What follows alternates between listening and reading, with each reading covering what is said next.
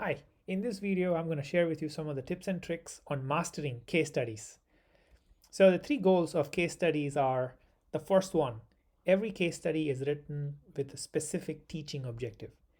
The writer of your case study wants to teach you something, wants you to go through and apply some concepts that you've learned in class. Second, case studies will encourage you to build different perspectives. For a given case study, there could be 10 different strategies that you can come up with. So if you take a real world example, there could be so many ways in which you can respond. So by discussing a case with your class and with your colleagues, you will now learn different ways of looking at the same thing. So building different perspective is the second objective of case studies. How do you look at things from a different angle? And third and the final one is case studies help us get comfortable with making decisions.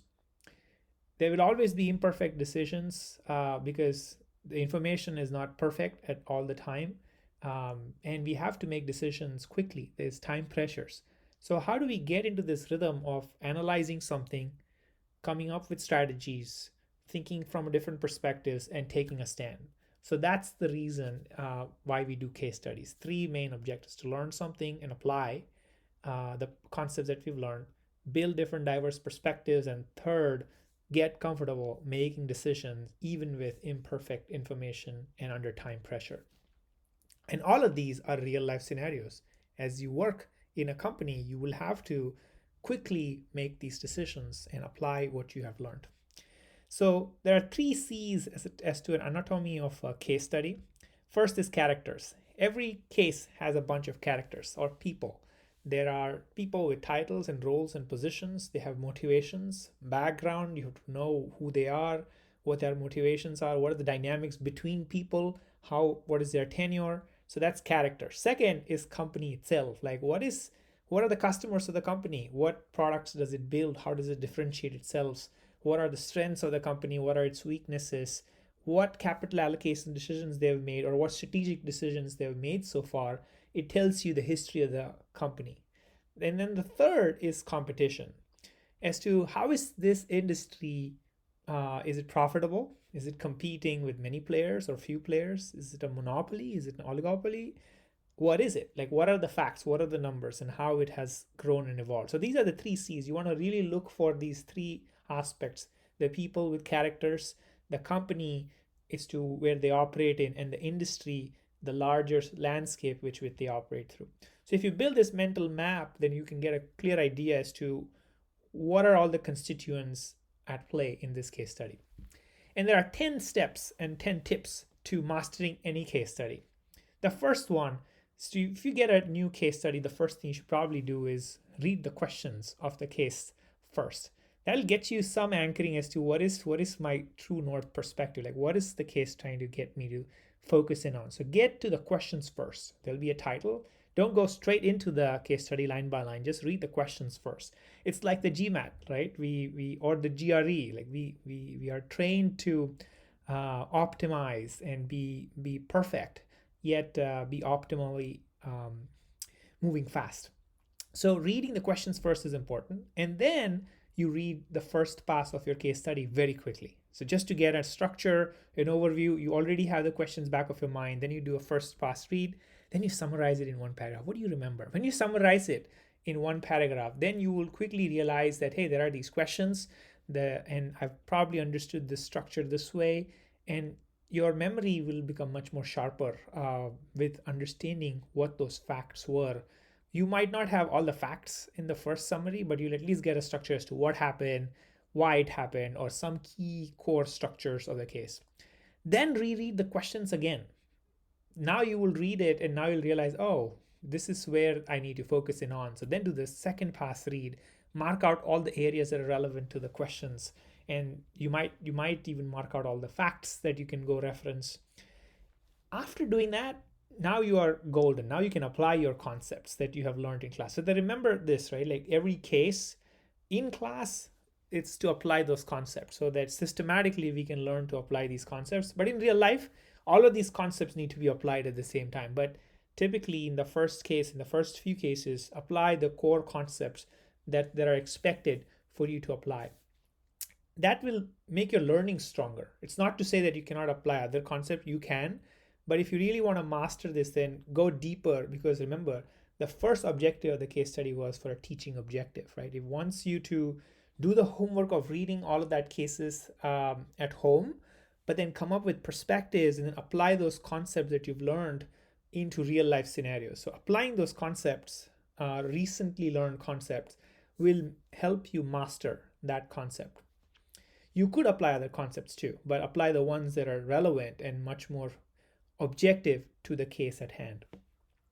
Then you need to organize, right? You need to organize and enhance and build your summary that you did in step 3, and build it around characters, the people, the company or the industry, the dynamics, and then the competition, right? The landscape of the industry.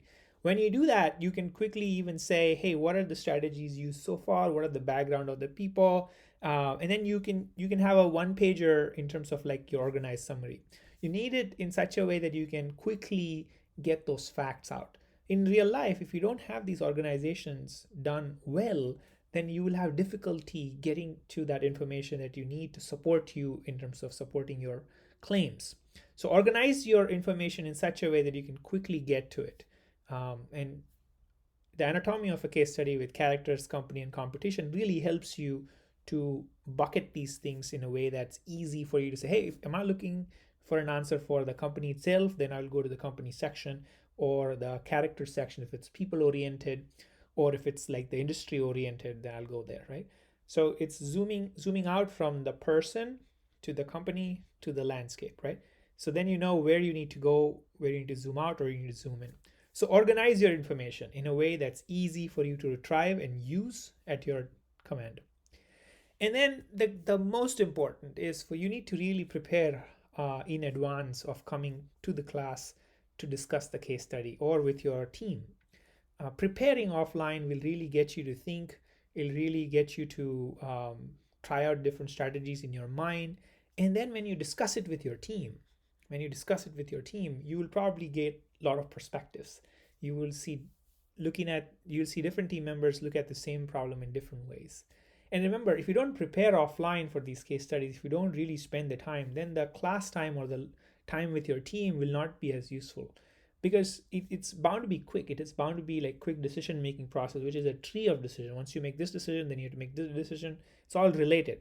So if you miss out on the first few moments, or if you miss out on the branches that you're branching off of, then your preparation is missing, or you didn't prepare well, or you were not on time to the class or to the learning, then you just miss out on that link. It'll be very hard for you to catch up. So come on time to discuss the study, and it starts with a specific tree. And build your materials like Excel. If you have to discuss facts, then build your material to check.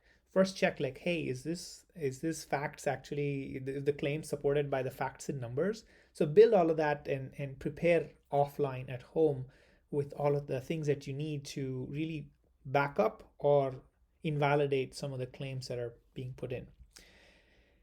9th, discuss your learning with the group, right? So organize, prepare, but the end goal here is to build a different perspective. So you discuss first with yourself, like see what you feel about your, just share out.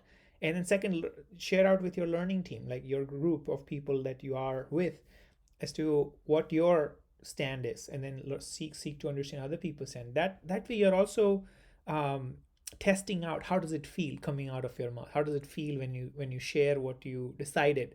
So that's very important to test out, to battle test it in at least first in your own with your own self, to see, like, write it down in your organized summary, then with your team, and then see how they feel about it. And then you might learn something new. In that case, pivot, because within your team there might be at least few other new perspectives. There's different strategies that you can use for the same solution or the same case problem. And then when you go to the class, now you have larger perspective, right? And most likely what will happen is you will pivot. You will pivot because you might learn something new. There might be times when you may not learn something new. You probably thought through all of that, but that'll be rare, because it'll be like 50, 100 people that you'll be talking to, your professor who has actually gone through much many times the same case over and over with different perspectives. So they'll bring something new to the table that you not thought through. And so that may encourage you to pivot your decision, saying, hey, I'm going to change my mind. I'm going to think differently. Now look at this. If you go through this 9 steps, and then there's this last one, which is watch this Harvard YouTube video link called Inside the HBS Case Method. The Harvard Business School is the pioneer here in terms of publishing cases, but also like they have a really good video here. It's a 13-minute video that we used in our class when we learned this. It's a great video, but overall, if you look at these 10 steps, you get an overview, you get into this rhythm of making decisions, even with imperfect information, and you will also build different perspectives, and now you can apply those strategies that you've learned. This is pretty phenomenal. I hope you enjoy learning through case studies and mastering case studies. Thanks.